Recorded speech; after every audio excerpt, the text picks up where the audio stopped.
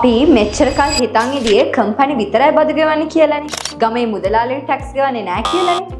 හැබැයි ඒක දැන් පොඩ්ඩක් වෙනස්ලා තියෙනවා. ආයිබෝවන්. ඔයා අදත් එකතු වෙලා ඉන්නේ ටැක්ස් ගැන හැමදේම සරලව කියලා දෙන ටැක්ස් ස්කූල් channel එකත් එක්ක. හරි. අද අපි මේ වීඩියෝ එකෙන් කතා කරන්නේ තනි පුද්ගල ව්‍යාපාරයක් කරන ඔයාටත් ටැක්ස් ගෙවන්න ඕන වෙනවද නැද්ද කියන එක.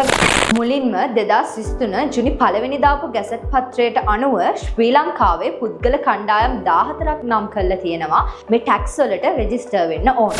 මේ 14 දෙනා යටතේ ඔයාට ප්‍රාදේශීය ලේකම් කාර්යාලයේ ලියාපදිංචි කරපු ව්‍යාපාරයක් එහෙමත් නැත්නම් BR එකක් තියෙනව නම් ඔයාට අනිවාර්යයෙන්ම ටැක්ස් ෆයිල් එකක් ඕපන් කරන්න සිද්ධ වෙනවා. ඒ කියන්නේ TIN number එකක්. එහෙමත් නැත්නම් tax identification number එකක් ඔයාට ගන්න සිද්ධ වෙනවා. හොඳට මතක තියාගන්න නීතියෙන් ඔයාට කියන්නේ මේ TIN number එකක් ගන්න කියලා විතරයි. මේ TIN number එකක් ගත්ත කියලා ඒකෙන් අදහස් වෙන්නේ නැහැ ඔයාට අනිවාර්යයෙන්ම බදු ගෙවන්න ඕන කියලා. මම මුලින්ම ප්‍රශ්නෙට ඒ කියන්නේ ඔයාට තනි පුද්ගල ව්‍යාපාරයක් විදිහට අනිවාර්යයෙන්ම tax ගෙවන්න වෙනවද? සරල උත්තරේ නැහැ. හොඳට මතක තියාගන්න ඔයාට බදු ගෙවන්න සිද්ධ වෙන්නේ ඔයාගේ වාර්ෂික ලාභය ලක්ෂ 12ට වැඩි වුණොත් විතරයි. මොකද්ද? ඔයාගේ වාර්ෂික ආදායම නෙවෙයි ඔයාගේ වාර්ෂික ලාභය ලක්ෂ 12ට වැඩි වුණොත් විතරයි.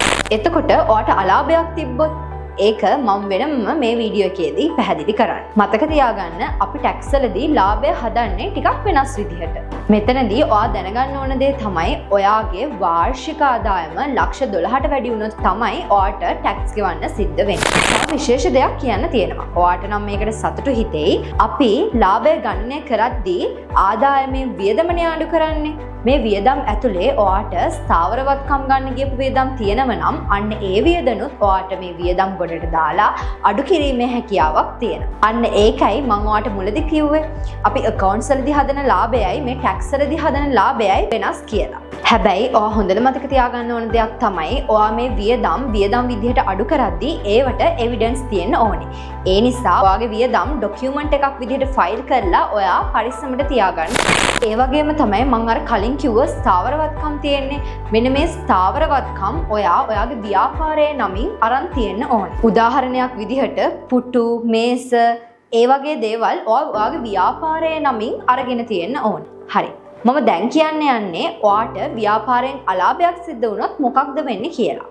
හොඳට මතක තියාගන්න ඔයාට අලාභයක් සිද්ධ වුණොත් ඔයා පොඩ්ඩක්වත් ටැක්ස් ගෙවන්න අවශ්‍ය වෙන්නේ නැහැ.